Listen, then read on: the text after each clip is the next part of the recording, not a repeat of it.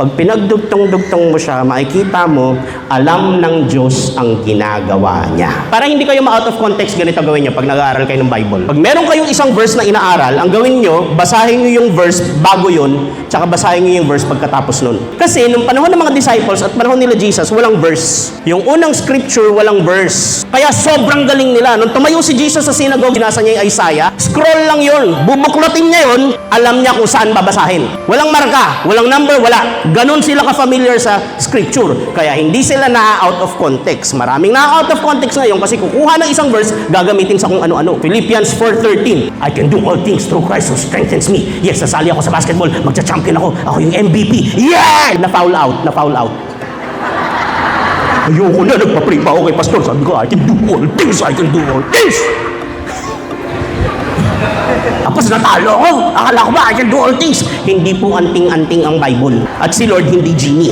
Ano ibig sabihin ng I can do all things? Napansin nyo, si Steph Curry, di ba meron siyang sapatos, I can do all things? Di ba minsan natalo sila? Suot niya yun, natalo siya, pero hindi siya nag-backslide. Tanong niyo bakit? Kasi naintindihan niya na ang ibig sabihin ng all things, sabihin niyo all.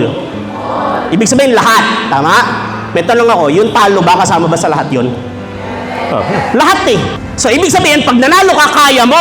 Kasi alam nyo, maraming nananalo sa career na nagiging drug addict kasi hindi nila kinayang manalo. Pag biglang dumami pera mo, hindi mo na pag-aralan kung paano yung gagawin, sasabog ka. Para kang bata na binigyan ng basuka. Kung alam mo lang i-manage yung baon mo, 500, tapos nagkaroon ka ng 1 million, hindi mo alam kung paano gagamitin.